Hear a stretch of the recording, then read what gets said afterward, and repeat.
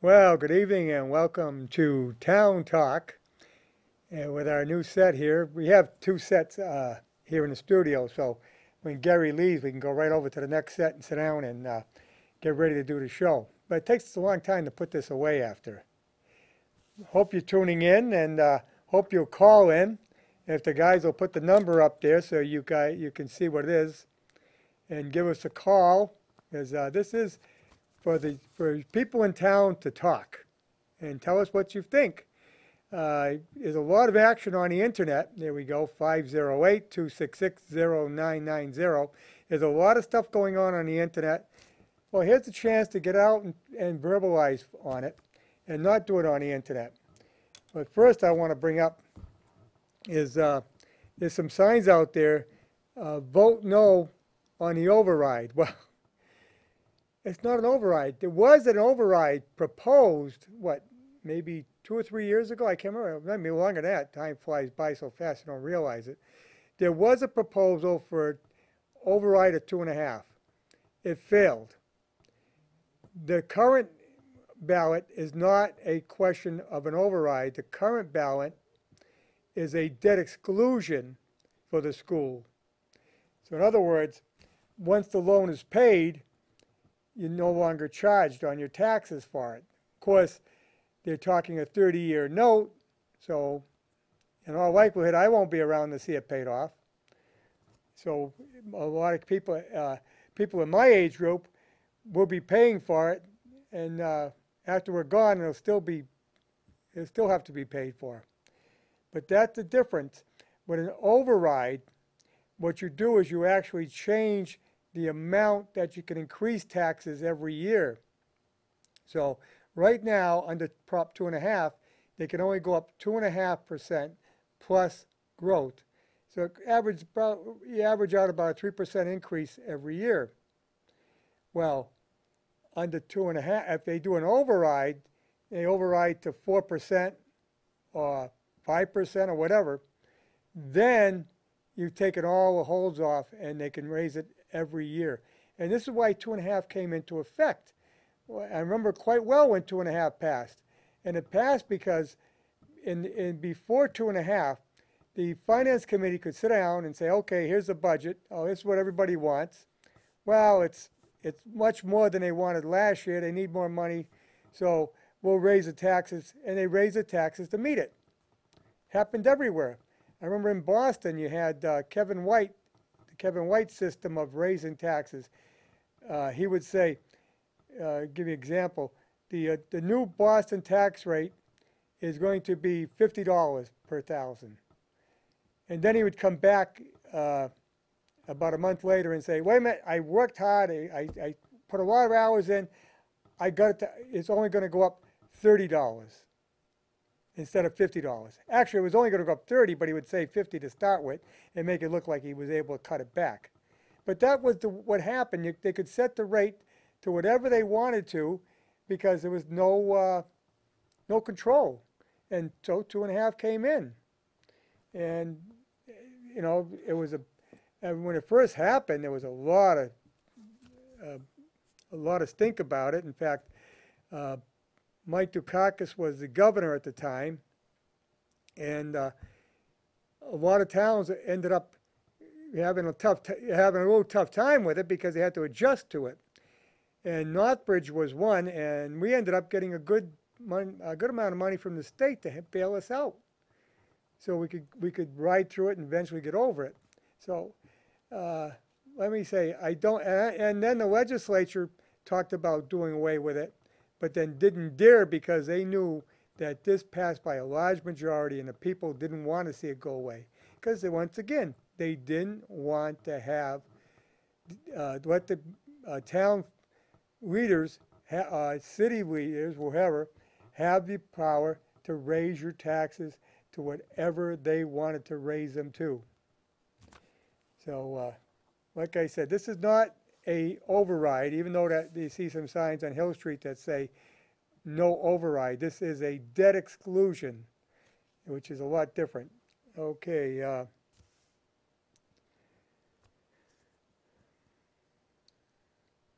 Okay, question one. I don't have it in front of me. I forgot to bring my book over. I'd never heard so many questions. People say, I don't know what to do because nurses say vote yes, nurses say vote no. There's nurses that don't know what to say. Basically, what it comes down to make it as simple as possible, a yes vote will allow the state to come in and check to make sure that the required number of nurses to the number of patients is what is on duty at the time in every hospital in the state. I don't know if maybe it includes nursing homes as well. I'm not sure, but hospitals anyway. I know that for a fact. And what it does is it sets up a new bureaucracy of inspectors that will go around and verify that the required amount of nurses are on staff and on duty 24 hours a day based on the amount of patients. In other words, it sets up the state to decide what the standard should be as opposed to what the hospital feels is a comfortable amount. And there again, my feeling is I don't want to give the state any more control than they already have over anything because we have a bureaucrat. What it breaks down to is you have a bureaucrat coming around and making the decisions. And we're not even sure how qualified they be. What they qualify will be that they know a good politician that gets them a job, a state legislator that'll get them a job. That's how they get the job. Because that sounds like a pretty good job to me, you know. Probably pay pretty good too. It's like the marijuana commission. Those people make good bucks. How about the gambling commission? They make great bucks. And they're there to regulate either marijuana or gambling, whatever commission we're talking about. And who got those jobs? Well, I'll guarantee you that every one of those jobs knew somebody. And so do we want to add to that? We want another layer of bureaucracy in there with good paying jobs? Well, hey, it brings the unemployment rate down, yeah. And it's good paying jobs. But I really don't think that's the route to go. I think that the hospitals do a great job now. We got some of the best facilities anywhere in the world. People come from all over the world to go to hospitals in Massachusetts. So are they doing it right now? Do they need someone from the outside to come in and tell them how to do it? I don't think so. But here again, it'll be up to the voters. It's on the ballot. I don't think the legislature wanted to handle it. So when people want to get something done like that, they get it on the ballot. And they don't have to worry about trying to get it through the legislature. And they convince the people to vote the way they want, and you get it passed. And we're going to go over some of the other questions between now and the election. Okay, we got, I wonder, did you get your test on your phone, on your cell phone from the president? I got mine. I knew it was coming, and sure enough, there it was. I should have kept it on the phone. I could have showed it to you, but it was actually just a written paragraph saying this was the test. There are people complaining about that.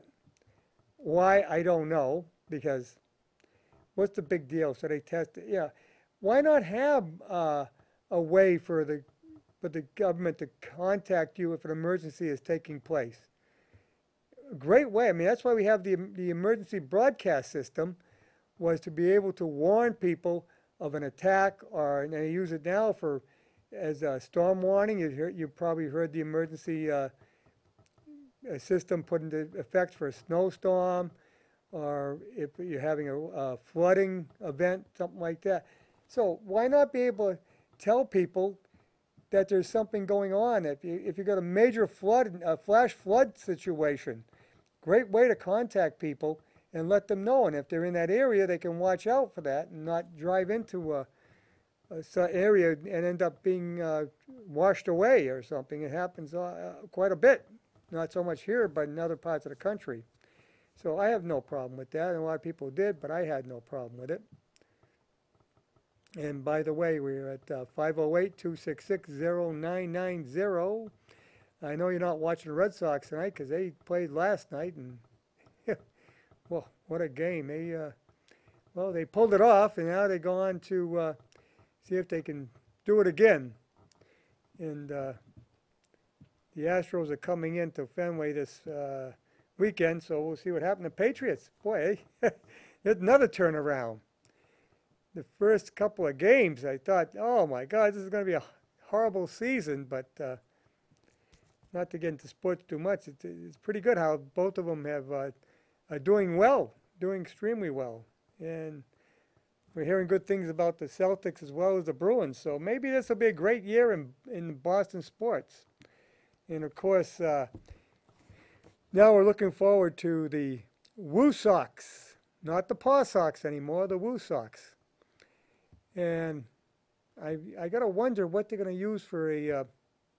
Anybody got any ideas what they might be using for a mascot?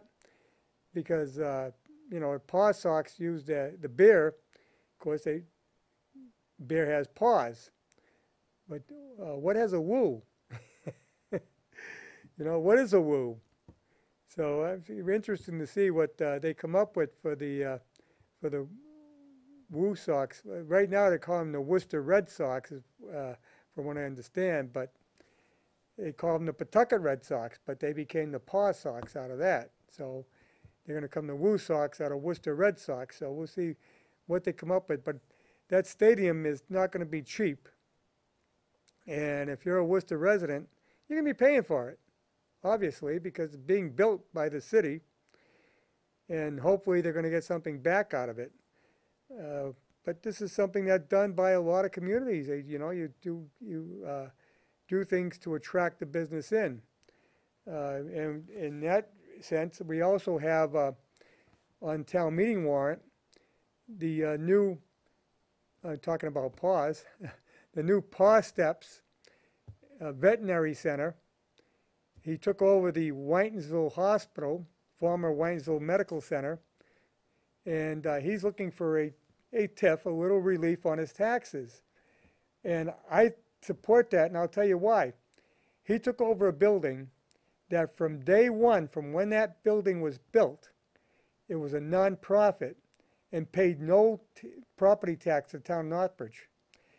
Now that he is, and even when it was vacant, because it was still owned by a nonprofit, it paid no property taxes to town. Now that he's taken it over, it will pay property taxes. He's asking for a small TIF, a small break on that. And I think he deserves it, and that's a great incentive for having him taking that over. Now, he did it not taking a chance that he may not get that, but I think it behooves us as taxpayers to support him on that. We're getting revenues that we never got before. So it's not like we're cutting the taxes off, cutting off some of the taxes we were collecting. We're going to have a net gain no matter which way it goes. So I support it. I really think it's a great idea, and it sends a message that this town is willing to work with business to locate within the community. And that's another thing that's on a warrant is the rezoning of some property off of Church Street to commercial. It's now residential. Well, you know, if we got the owner is looking to have the property rezoned, he's willing to develop it, and once again, you want to increase. We're 80% residential, 20% industrial, commercial. We've got to move that. We've got to move the dial the other way. We've got to have more commercial, more industrial. Well, industrial, we've got plenty of property for that, but we need a little more commercial. And here's an opportunity to get it. Here's an opportunity to increase our commercial base, our industrial base. I think it's a good idea to do it. I don't think it's going to be a problem. I think, you know, the planning, any development goes in there, the planning board will work on it. They will look at the site, do site plan review, look at traffic, everything else. And all those problems would have to be, any problems that arise would have to be resolved in the design. And I think it'll work out great. I mean, we're going with a number of solar sites. Here again, it's industrial development or commercial development as opposed to residential development. And this is a way that you're going to increase your tax base in this town without putting a more of a strain on the school system, on the police, on the fire. Private citizens put more, by increasing your citizen population, you put more of a stress on your services than you do by increasing your commercial development, believe me. Commercial development doesn't require that much service. I mean, you might say there's might have been a little bit of an increase on the police work with Walmart because they do prosecute shoplifters, and the police are going out there a lot of times, but they pay a great amount of money in taxes for that location, so we're getting it back. And once again, if you increase your residential population, you're increasing your stress on your schools, and you increase the need for larger schools, which we're facing right now. Don't forget, when the Bomber School was originally built, the population in Northbridge was probably around 10,000. We're now hitting 15,000. So that's a, probably a 30% increase, my math off the top of my head, about a 30% increase. That's substantial. So we need a bigger building, and you hear sometimes, well, they said the school population is going down. Well, it might have gone, it fluctuates from year to year now. The upcoming year it might be a little lower, but then it could go up again, depending on how many people have children, their age groups, and things like that. But if it drops, it doesn't drop by a great amount, and it doesn't increase by great amounts. It's pretty much stays in a even number. But the thing is, it is increased by the fact that we have a lot more housing in town, and there is more housing being proposed all the time. So you've got to take these things in consideration. And as much as I'm coming out in favor of the school, because I look at it from two different angles. Well, number one, I'm not going to get anything out of it because my kids are grown up. My granddaughter's at Valley Tech. So I don't see anything. I mean, my great-grandchildren, possibly, maybe, I don't know if my granddaughter will live in town. She may not even live in town. So who's to say my great-grandchildren will even go to school in this town? But you have to look at investing in your community. What if the people that came before us in Northbridge didn't look at investing in the community? We wouldn't have had a place to go to school. We wouldn't have had schools. We wouldn't have had a town hall. We wouldn't have had a fire station, things like that. A lot of that was built by the Whiten family, but library. We wouldn't have those things if they didn't look at investing. And what did they gain by it in the end? They're gone. But their legacy is left behind. Well, in a way, we're leaving a legacy behind, too, by supporting the school. And you're taking two buildings, two different locations, and consolidating into one. Now, I know that there's talk that it's going to be a higher cost of operating. But is that a higher cost of operating the Bomber School? Or is it the higher cost of operating both the Bomber and the Cross Street School? I don't know. It's a bigger building. Obviously, it costs more to operate a larger building. So it's hard to say, I don't know the answer to that. I'd have to ask the committee on that one. But we are consolidating, and that's going to make it so that it might bring the busting costs down, because now they're going to one spot as opposed to having two different sections, and you have to write different schedules because you have to drop off in different places. It'll help in traffic situations. But most of all, it's an investment in the future of the town. And as taxpayers in the town, I think we have to look at making that investment. We have a call here, and I thought that talking about the school would bring on some calls. Go ahead, caller, you're on. Hey, good evening, Harry. Excellent show. Oh, hello. I agree with you, Harry. The town has to do something about the two schools, and there's several authoritative reports on all the deficiencies. So it's something. If the new school doesn't pass, they're going to have to spend roughly anywhere between 54 to 60 million to correct all the deficiencies. So I mean, it makes sense to to do the 54 million, and but the thing that I don't understand, Harry, is that and it still really hasn't been explained to me by town government, is that why the town can't come up with a little small percentage of offsets to help the taxpayers, bring that cost down a little bit to the taxpayers and make it more palatable to the taxpayers at the fall town meeting in the November vote. But just some quick thoughts, and I'll let you comment. Well, there is a proposal on town meeting warrant to help people with lower incomes Mm-hmm. on their taxes. Right. So someone who's, they say, well, someone on a fixed income. Well, I'm on a fixed income, Right. but, I got a pretty good fixed income. Yeah. Some people don't. And if you fall within the range, and I don't know what it is off the top of my head, Right. but if you fall within that range, you won't have to pay any taxes, so you wouldn't pay any additional taxes in.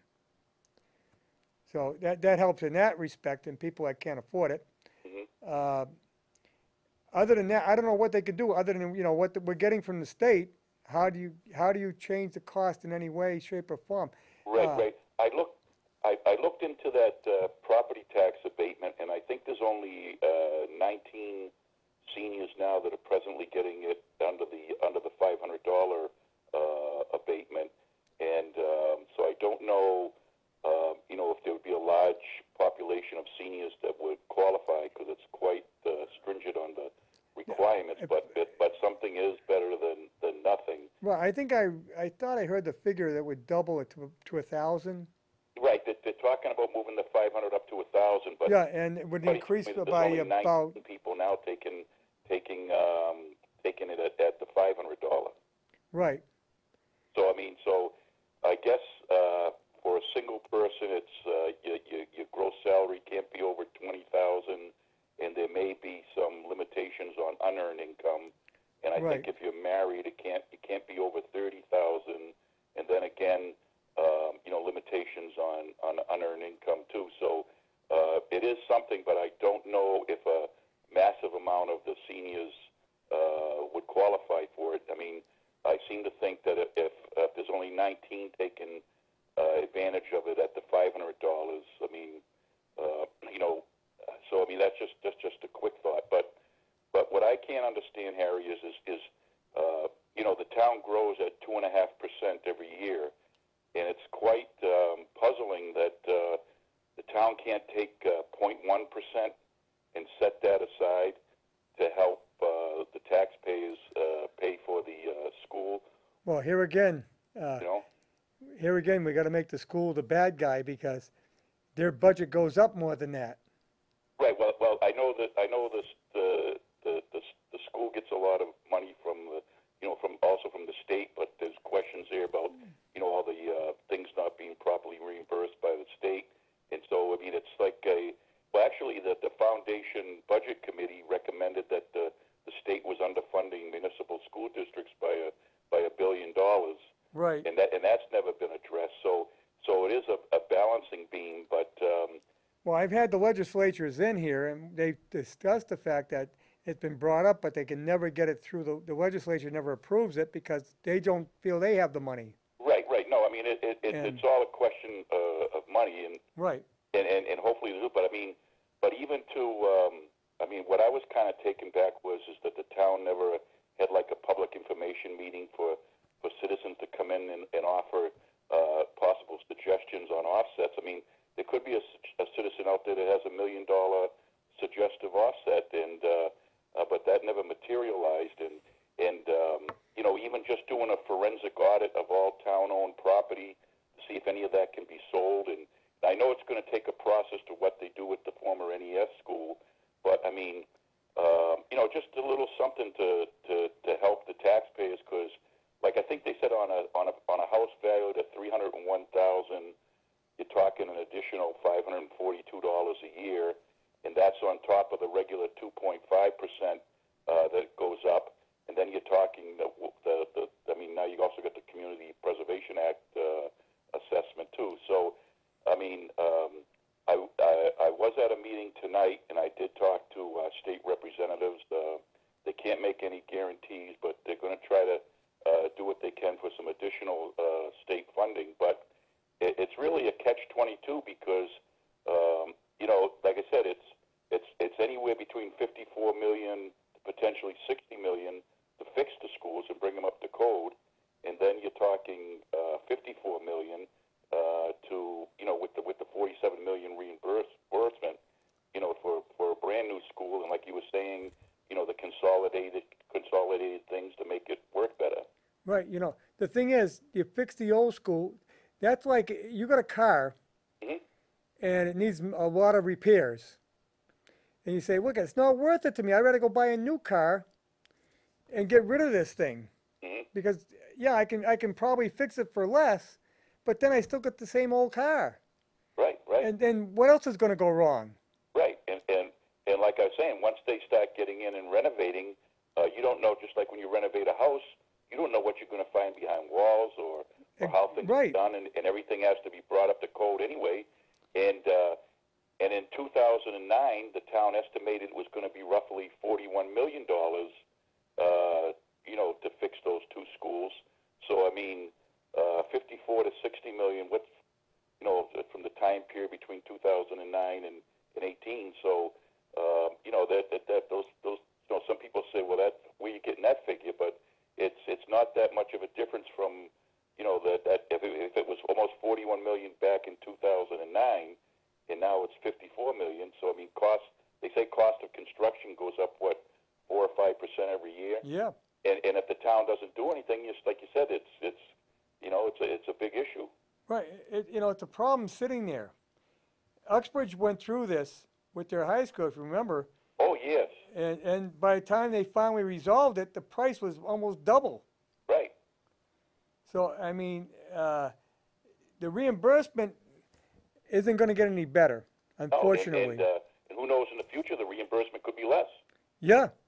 Well, that's because, if you know, they only have so much money in their pot. Right. And back when the high school got reimbursed, there was a lot of money around. People weren't building schools like they are now. Right. So Worcester, I understand, is getting a good reimbursement, about 80%, but that's because they come under the blight.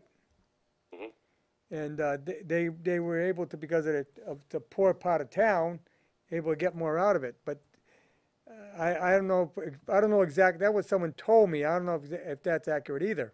Right.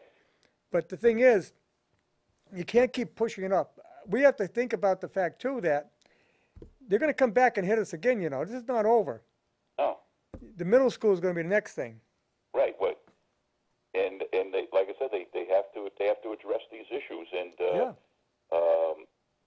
And like I said, even if it fails, you're still going to have to go and correct those issues, which could be the same cost of a new school. Yeah, and the price is just going to keep going up. Now we got to look at a fire station. Mm-hmm. And I don't know when that's going to be resolved. And I tell people that they're not holding back because of the school. They're holding back because they don't know where to put it. Mm-hmm. And that's been going round and round. Well, Harry, a few years ago, I think it was like about 7 or 8 years ago, the BPCC did an excellent report, and what they were going to do is they were going to put a big modular, because there's land in back of that the town owns. They were going to put a beautiful modular addition on the back, and then when that was done, the fire apparatuses could go in there, and then they were going to renovate almost the whole front part, and then there was room enough for them to come swing around in the back. Now that report should still be at the BPCC somewhere, but I don't know. Maybe they don't want to do that, but I mean, even if you look at the new Uxbridge fire station, Right. I mean, if you think of it, I mean, that looks like it would fit like a glove right where the NES is. Yeah, that's a possibility. You know, but Yeah. it's just a thought. You know. Right. And And, I'm sure that's going to come up. Right. So I mean, so there's a lot of things, but But, you know, People, like I say, a lot of things they got to look at, but like I said, who knows? Maybe the town doesn't want to do that, but just throwing some thoughts and suggestions out there. now the other thing is, and I've heard the criticism, and I told the superintendent about it. You know, they got some deterioration at the high school, Mm-hmm. which, you know, it's approaching, I think it's 20 years old now, isn't it? Right. So, yeah, I think deteriorate. Cement today, I don't know what, they don't make cement like they used to make it, Mm-hmm. because it doesn't last. Oh boy. Well, I told the superintendent, you're going to have people come down here and vote, and they pull into the parking lot and they see the cement curbing falling apart, and they say, "What? They want a new school, and they don't even keep care of the last new school." So that is being corrected. Right. And the thing too is people got to remember that these school buildings are town buildings. They're not school buildings. They're Right. town buildings, and capital improvements are the town's Well, responsibility. this is where, you know, the CPA comes in.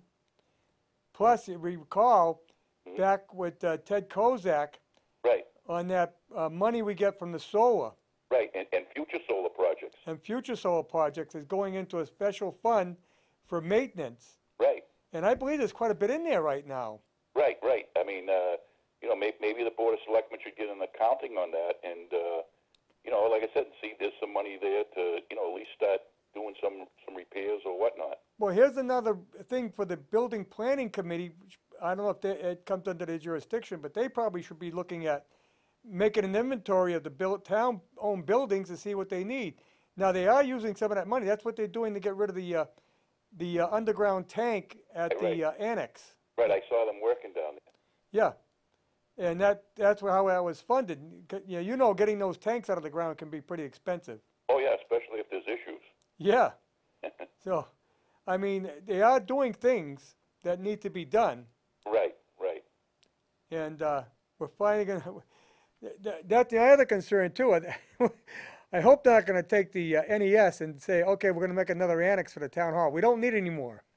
No. Yeah.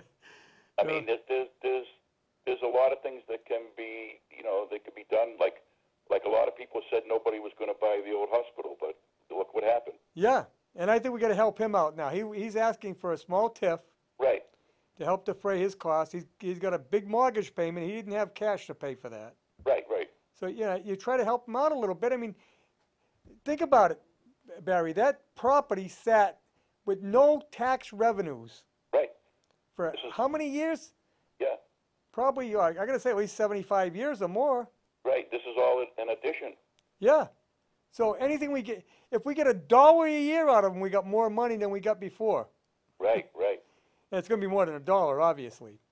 Right. And he had to spend a tremendous amount of money on renovations because when he started working on it, the building inspector came in and said, "Oh, wait a minute, this is not up to date now. You had to do a whole parking lot over." Right, and that's the same thing that would happen to the schools, Harry. Right. So I mean, that's because laws have changed, and now you got to meet new consideration. Yeah, you got to meet new laws, new criteria for everything you do. Right. It's like opening a restaurant. Right. The other thing, remember about a year and a half ago, the town meeting, they voted in the new LED street lights. Have you heard anything on that? I'm going to have to call the highway, the DPW. That's their job. I guess they're working on getting them converted. Oh, okay. But I'm not sure exactly how that's going. Okay. But that makes a lot of sense. Oh yeah, you save a lot of electricity. Yes, and because it uses less electricity, you don't get billed as high by National Grid. Right. So that saves the town a lot of money.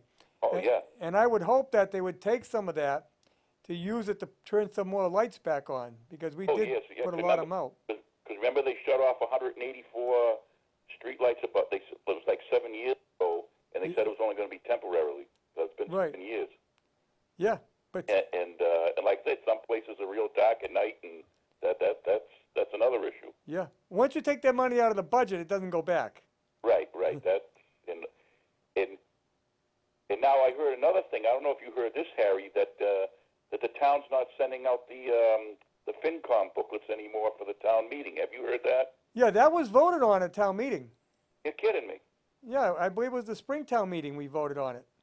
So, I mean, for the cost of, what, $5,000, people aren't going to get the books to know what's going on at town meeting?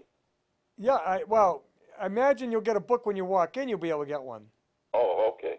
But they're not going to mail them to the houses, which in a way makes, I get on the Rockdale post office and it'd be a stack of them in the trash.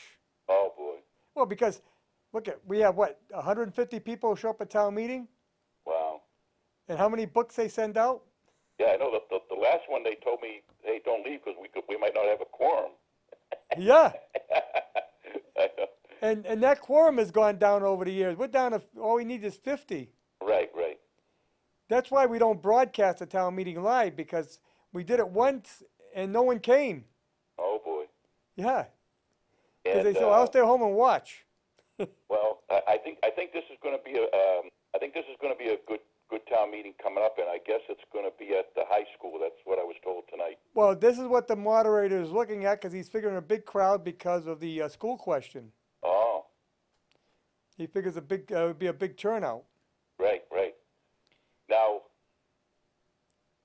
lastly, I was at the new Dunkin' Donuts over there, where North Main Street, Yes. and they said they got a big sign up that says between 2 and 5 p.m. on the 31st, they're going to do all those activities that you mentioned last week. So On the 30, like they said the 31st? stuff, you know.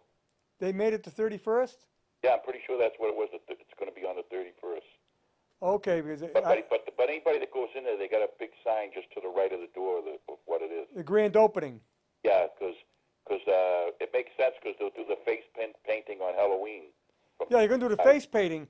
But it's, when the last time I spoke with her, she said it was going to be, the grand opening was going to be at 2 o'clock on the 30th, but they're going to do the face painting on the 31st. Right, right. Oh no, I mean they may have something on the 30th, but I saw the 31st was the face painting and I think free balloons and some other trinkets or something. Right, well, I said the 31st was a good day for the face painting because kids could get down and you don't have to wear a mask. Right, right, right. You go trick-or-treating with your face painted, it's a lot safer. Right, And I think that's a great thing they're doing for the neighborhood. right, right. I got to tell you that the company is very pleased. It's doing extremely well. Oh yeah, well they needed something up at that end of town. Yes, and now the other end, where the West End School was, Mm-hmm. we got a plan in last night for a repair shop and car wash. Oh, good. Well, there'll be some more additional property tax there. Yes, as well as well, yeah, it pays it now. It's being paid now, but they'll pay more because it'll be developed. Right. And part of it is going to be getting rid of that big pile of fly ash that's been sitting. It's actually growing a forest. Oh boy. Yeah, you know what I'm talking about? Oh yeah, yeah. Well, that was another issue years ago. Yeah, well, that came when they did the addition to the Cormark building. That material couldn't be built on. They had to put new material in because it wouldn't hold the new building. Right, right, So they stockpiled it there. right. And plus, I remember they were looking into a soccer field there on Douglas Road years ago, and Yes. they went in there and they you know, well, you get that, you know, I think you remember the craziness there. Well, you see, I'm old enough to remember that spot where they wanted to put the soccer field. Uh-huh. That was a pond. Oh, And they had a pipe that came from the Whiten Machine Works, and it came up and it shot out. oh, And what they would do is the fly ash, right. they would blow it through that pipe Oh, and into the pond. oh yeah. The old I mean, days. talk about, this was back in the 50s and 60s. Yeah. I mean, today you wouldn't, Oh no, you couldn't. wouldn't even come close to doing anything like that. But back then the shop could do that. Right, right. In fact, if you lived anywhere near the shop, you didn't hang your clothes out on a certain day, and that was the day that they, you know, the fly ash comes with, they shake the grate, Uh-huh. and when they shook the grate, all the stuff comes out of the chimney, Right. so your clothes would turn black. Oh boy. And that was once a week, and people knew, okay, don't hang your clothes out on this day because that's the day they're going to shake the grates. Right, right, right. You remember the old days? Everybody used to hang their clothes out. Yeah. Yeah. Of course, that whole facility is gone now. It was all torn down. The chimney and the power building. Oh yeah, I saw that. So Now they're going to be doing some new fencing down at Electric Pond and up on North Main Street. yes, I hope they get started pretty soon because we're going to get in. The ground will be frozen before you know it. Right. Just because we had summer today doesn't mean it's going to last. Oh yeah, it looks like the weather pattern's changing next week. This weekend. Yeah, right. So we'll be turning the heat on. Yeah, I know. Hey Harry, I'll let somebody else call in. Stay safe and stay well. Okay, good to hear from you, Barry. All right, Harry. Bye-bye. Goodbye. Yeah, Barry makes a great co-host. I like having him call in because to sit here for an hour and talk is not that easy to do. But it makes it a lot easier when you have someone to have a conversation with. Oh, I forget the. Come on, there we go. I hate this phone. These buttons don't work that great.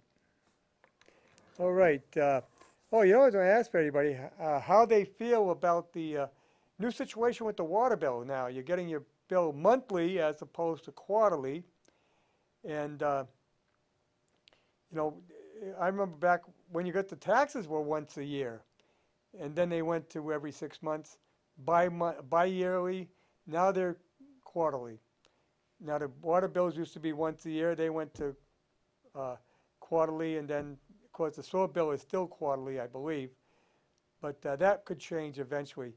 But what that does, too, keep in mind, when they change it from quarterly to monthly, they can sneak an increase in there, and you don't feel it as much. Because let's say it goes up $10 a month. Well, $10, okay, I can handle that. But if it was quarterly, it would go up $30 a month. So you feel it a little more. So that's another problem, and that's what over the years a lot of things have done. I remember when electric bills didn't come in, I think came in every quarterly or something like that, because the electricity wasn't that high, and you wouldn't hear about that now. And one of these days, the first thing you know, they'll be saying we're doing it weekly, so it makes it look even lower. Because that would make it tough, because people live week to week as it is. But I'm just wondering how people felt about the new water bills and if it's working out. If you feel it, I had some people say it actually went down for them. Well, what can make a difference there is if you got a month with 30 days or a month with 31 days, one more day of water is going to make a little bit of a difference, maybe. I don't know, depending on how much you use. But yeah, it's a curious thing how that goes. And of course, everything keeps going up. The cable bills are going up. We got that notice. So, and before I go, I want to mention the fact that I'm going to, personally, I'm doing a new radio show. I work for WCRN, 8:30 a.m. radio out of Westboro. 50,000 watt station, one of the big three. There's only three in the state: WBZ, WRKO, and WCRN. They're all 50,000 watt. I'm going to be doing a show at 6 a.m. on Sunday morning, exclusively about the Blackstone Valley. And it's going to be, I use the name of the show that I have here on Thursday nights called About the Valley. This one's going to be called About the Valley. And what I'm going to do is have guests in from the Blackstone Valley. I'm not going to make it exclusive to Northbridge because, of course, the radio station goes out everywhere. And I'm going to have guests in to talk about life in the valley, what they do, what type of business they have, things like that. And I'm not getting up at 6 a.m. on Sunday morning or 5 a.m. on Sunday morning to be at the station for 6 a.m. We're pre-recording it. So there'll be no phone calls. But we are going to, it should be an interesting show. I'm going to have a part of the show is going to be an update, a weekly update by the Blackstone Valley Chamber of Commerce and Jeannie Hebert. And she'll be calling in to give us an update of what's going on at the Chamber, because they're doing some great things down there, and that new school that they put down there is going to be a great addition to the valley, as well as to the state. In fact, it so impressed the governor that well, he didn't make it down because of the Merrimack Valley situation that with the gas, but the lieutenant governor was there. But the governor is aware of what took place and what Jeannie was able to put together, and he wants to see this done in other parts of the state as well, because what it's done is kind of increased, it made for what you would get at the trade school available now to more students, because the trade school can only take so many students. And this opens up an opportunity for kids who didn't get into the trade school to get an education similar, not exactly, but at least in a type of education that can help them to get into the workplace right away. And that's what they're going to try to do there, is to try to see what the needs are with businesses in the community and what they're looking for people to be trained in, and they can try and train them there. And she's got all kinds of 3D printers, and they're going to do planning and things like that. So manufacturing planning. And this is great, because now, like I said, and Northbridge and Uxbridge are into it. Now she's got other schools that have approached her, said they want in on it. So this is going to grow. There's no doubt about that. So should be interesting to see how that goes. And we'll get some updates from her on that on the new show. Well, we're going to have her back here to talk about it as well. Okay, we're winding down now. Like I said, we got the town meeting coming up October 23rd. Oh, by the way, next Tuesday, we're going to be riding around Rockdale. We actually have a meeting at 10 o'clock, and then it's a full day from there, and including a meal, because we're going to be pretty well tied up for the morning. And then again at 6 o'clock at night, and the meeting at 6 o'clock at night will, both meetings are going to start at the town hall in the selectmen's room, and the one at 6 o'clock will incorporate the planning board as well as anyone else who wants to attend. And it's about Rockdale, and it's about business development in the village of Rockdale and how we can develop business in Rockdale. And everyone's invited to come, and anyone can come. I especially hope that residents from Rockdale will come. We're going to meet at the town hall in the selectmen's room at 10 o'clock. There'll be a short meeting there, and then we're going to get into the senior center bus and travel to Rockdale. And we're bringing some people with us that are helping with this program, that are here from the state, to help with the program, to see how we could develop Rockdale and to increase business in Rockdale, and what could be done to increase business. Is there a place we can do some off-street parking? Is there places where what type of business could we bring into there? We do have some open storefronts in Rockdale. What could we bring in to occupy those storefronts? What are the businesses currently there? What are some of the problems they have, and how we could probably resolve them? How we can better utilize the river. Water always a great attraction for people. What could we do? What about the bike path? How can we run that? The bike path is going to eventually get done. I don't know when, but eventually it'll get done. What's a good way of running it through there? Things like this, and you go out firsthand and take a look is the best way to do it, rather than sitting down with a map or pictures. You go out and see it firsthand. You can really see what the situation is. Is there a future problem with flooding? I really don't think it's going to be that big a problem. I think we've gone pretty well since there's been some flood control put in, and with the Riverdale Mill managing the dam down there. But these are things that you have to consider too, and what could take place. And these are all topics that could be handled at that group, and that'll be next Tuesday.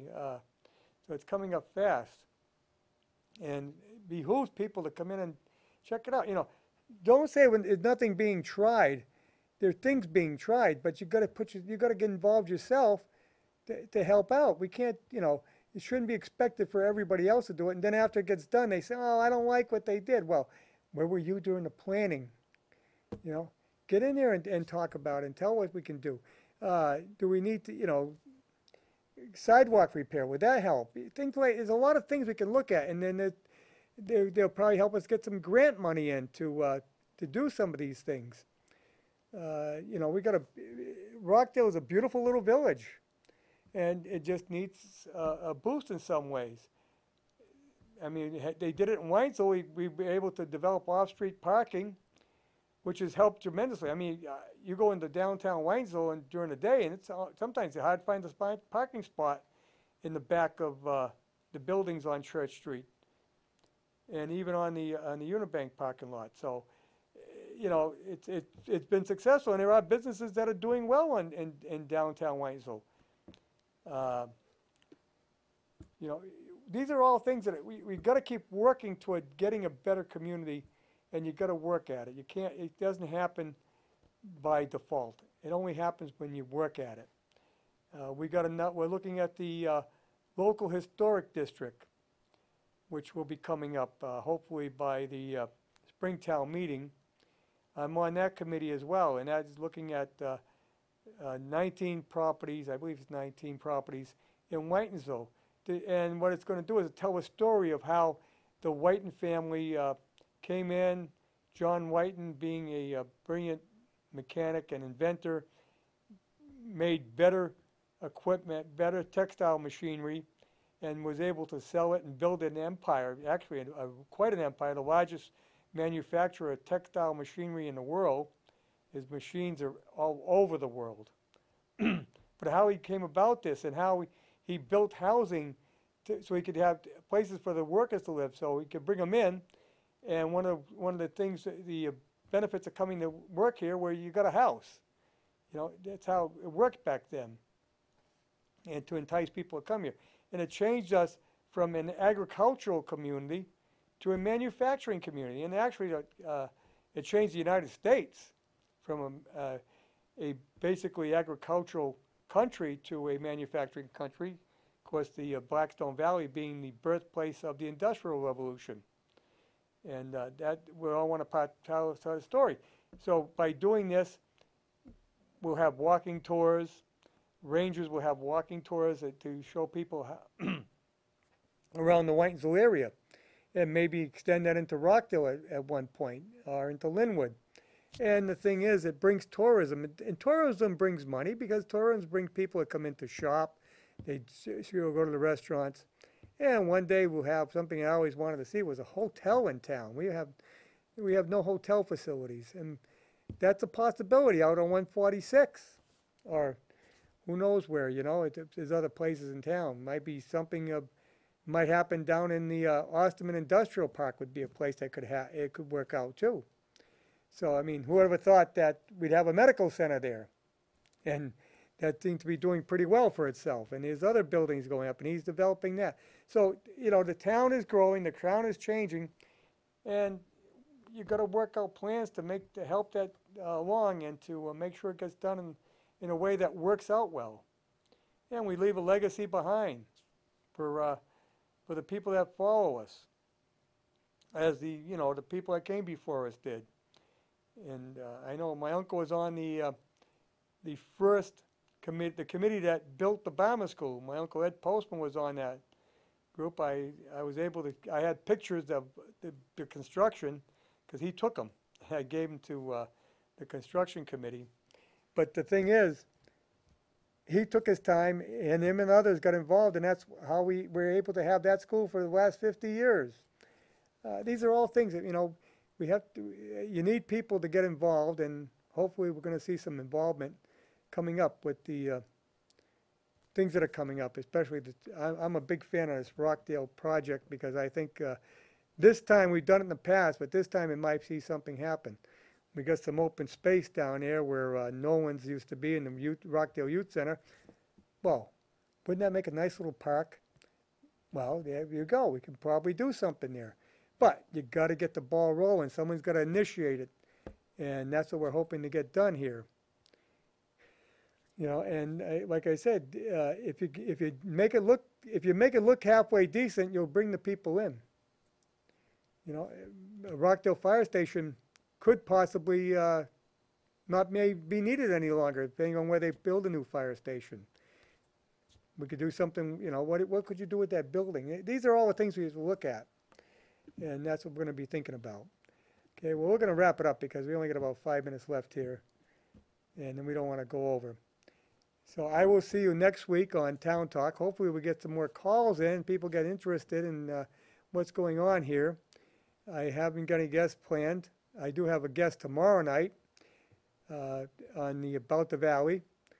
I have Joanne Powell coming in, and who's a candidate for the Worcester County Clerk's position, Worcester County Clerk of Courts position. You'll see her signs around. You see her signs all over the place, and now I guess she's got signs on the buses and the Worcester city buses. So he's working hard at it, and we will give her a chance to tell her part. The show is open tomorrow night to her opponent if he's interested. If you know him, give him a call. Tell him to call the station. We'll book him before the election if he wants to come on. More than glad. We'd like to have everybody on we can. Okay, so until next week, until tomorrow night, actually, this is Harry Berkowitz saying so long.